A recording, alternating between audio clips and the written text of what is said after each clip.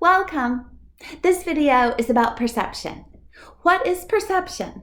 Why is it important? What are blind spots? I'll answer these questions and then talk about how blind spots can create division and conflict, and how we can use blind spots to create meaningful connections and solutions. Lastly, and very importantly, I'll discuss how we can use wisdom to create our perceptions. I'm Dr. Lynette Wiest, and you're watching Wisdom's Peaceful Harmony. And if you want to be notified of future videos, be sure to subscribe and turn on your notification bell. And if you like this video, please click on the like button. So, what is perception? Well, our brains understand information according to what we already believe. Our beliefs come from the context of that we already understand. So if we believe that the earth is flat, we will understand, interpret, and build our perceptions according to a flat earth context.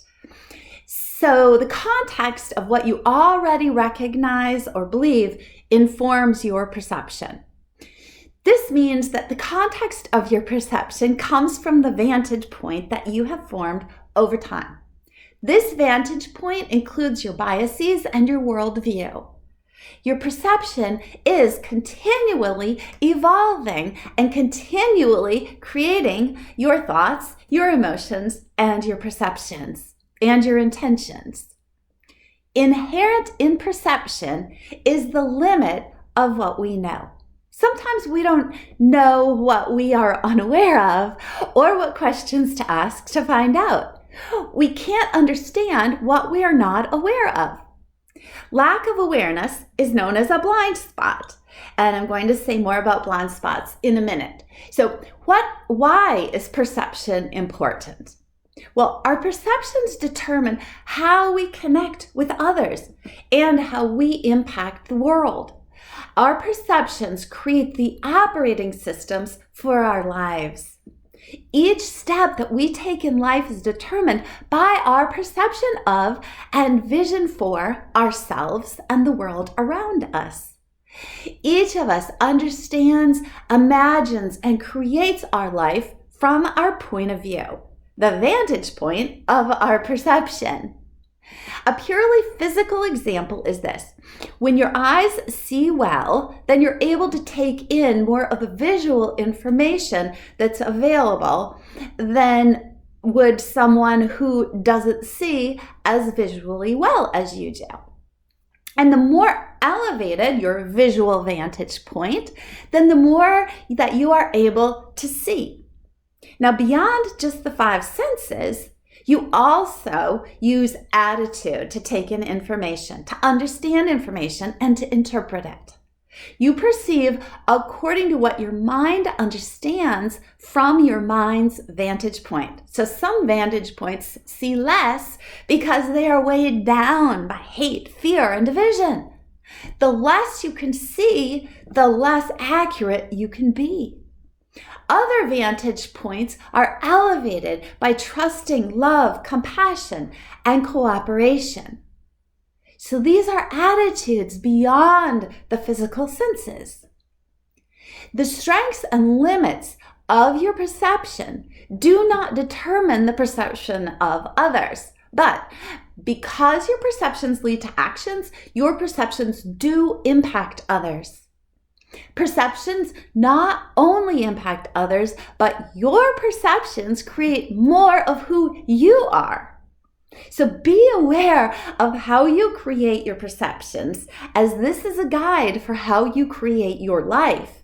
So what is a blind spot and why do we have them? Well, we all have blind spots. Blind spots are the areas or information that we do not know on our own. Because of our blind spots, we need others in order to understand the broader context than one mind alone would have. Blind spots create community because they require interdependence with others if we want to know more or move beyond what our individual limits, our individual brain holds. Blind spots motivate us to change from isolation into harmonious connections. Each of us perceives a piece of the world puzzle, and our blind spots encourage us to be curious, to discover, and to build relationships. For each individual person, their perception is like a mirror reflection. The mind perceives what it believes.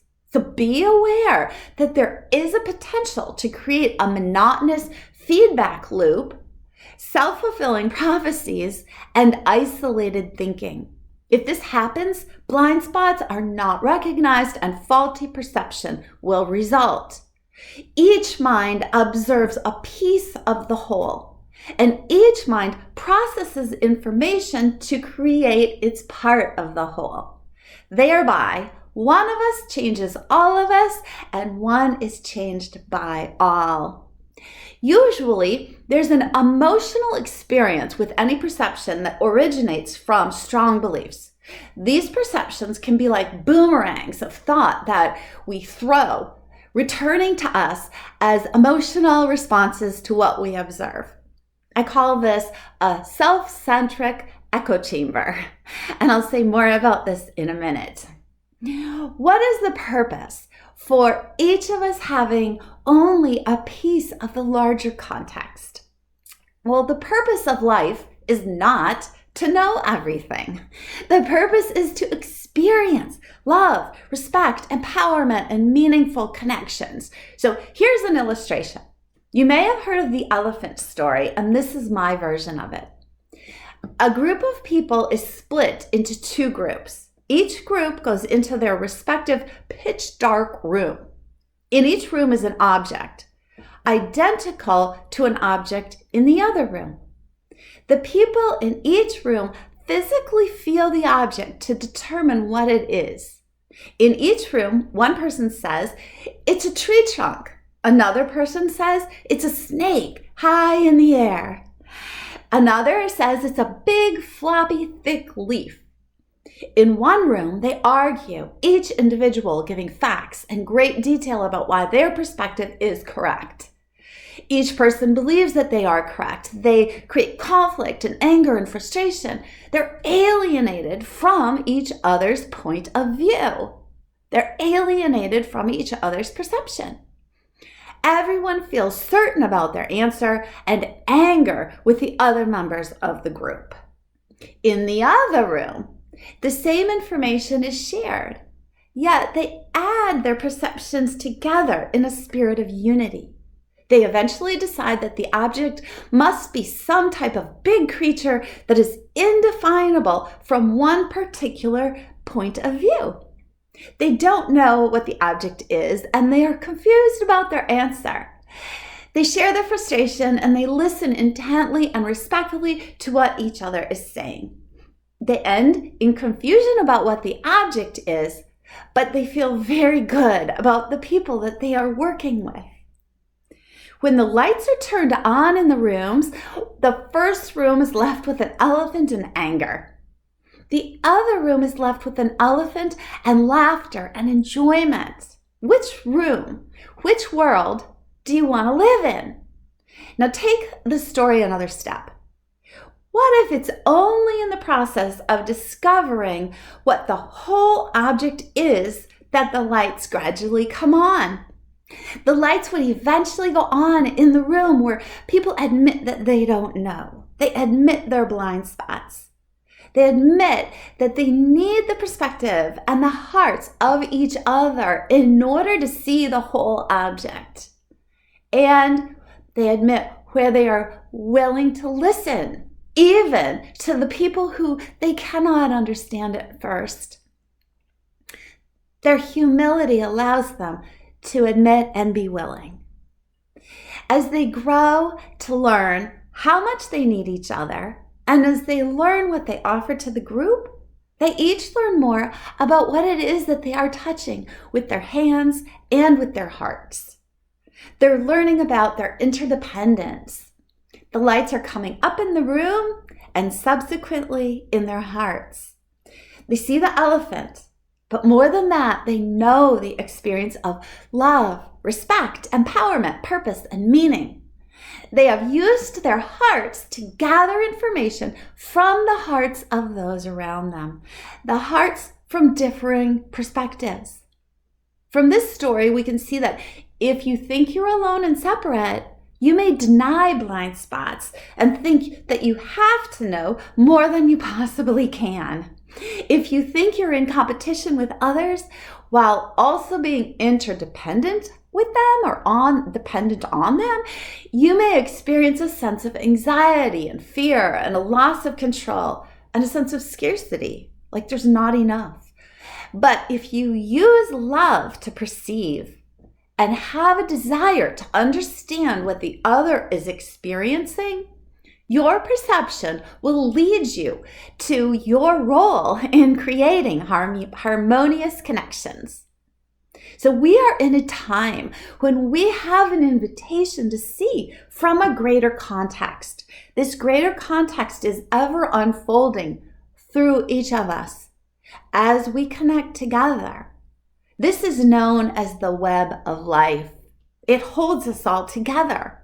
So take a minute to look around you. Look at what you see. How you interpret what you see is as if you are looking into a mirror. It's your perceptions, your perception of what you see. You are seeing the vantage point that you have created for your life thus far. Can you find the connections for cooperation with those who have different perspectives? Or do you see only division? Find the places to connect and to cooperate, even with those that you cannot understand. If we perceive that we're separate from others, we will perceive everything through the lens of our self-centric echo chamber. Blind spots will be perceived as needs not being met, a feeling of not enough. But the fact is that the blind spot indicates a need to connect with others.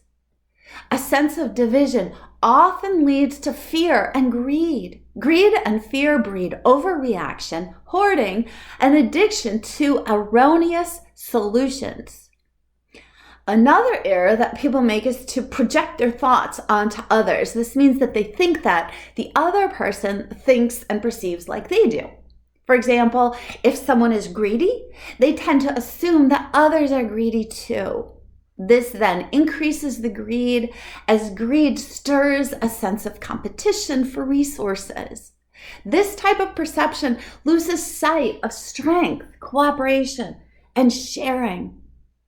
It's almost like it's depending on its blind spot. Projecting our thoughts onto others means that we're not learning about the thoughts that they do have. We don't learn about what they offer. And this causes us to lose sight of what is real and increases the subjective feeling of fear and separation. So beware of these self-centric perspectives of separateness. A self-centric perspective believes that it knows the limits of reality. It believes that anything beyond what it knows is not real. And this is arrogant and ignorant. On the other hand, wisdom gives us the humility, the confidence, and the honesty to know that reality is more than one brain can observe. So how can we use wisdom to inform perception? Well, wisdom and love create a larger context than one of isolation and fear. Part of responsible self-care is knowing how to connect in love while staying disconnected from anything that's not of love. Wisdom and love allow us to see where to connect with each other in ways that are healthy and healing for ourselves and our relationships. Love brings light to darkness, allowing us to accurately perceive each person in a larger context and in their larger context. With love, we can see beyond limited ideas about other people, and we can find the light in them even when it is really difficult. Be as physically close or far as you need to be in order to align the lens of your love, so that you can see how to connect with the other person. Love sees each person as lovable and in a relationship with all of life. No life is separate. Each life is actually most accurately understood from beyond our brain's understanding. You have to understand beyond what your brain is limited to. Each being is a creation and expression from a source that transcends the physical brain of any life. So perceive that. Keep in mind, the main task of life is to look together in order to deeply understand love, to experience love, and to act in unity, to create from love. The only alternative to this is ignorance and the creation of emotional separation, which would lead to actions that distract from the main task. We tend to move in the direction of our vision, the direction of our perception, beyond a physical sight, in the direction of how we view.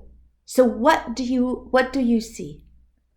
The clearer we see through the lens of love, knowing each is part of all, the less inclined that we are to hold back from sharing our truth, our love with everyone. So our blind spots encourage curiosity, discovery, and relationship building. If you're curious about a flower, build a relationship with it as you're learning the facts about it. If you're curious about a culture, build relationships within it. Physical facts are fine, but relationships of love change your life. If you liked this video, please click on the like button and subscribe and turn on your notification bell if you would like to be notified of future videos about love's power, about nature, about relationships, and about communication skills. It is free to subscribe to this YouTube channel. Welcome.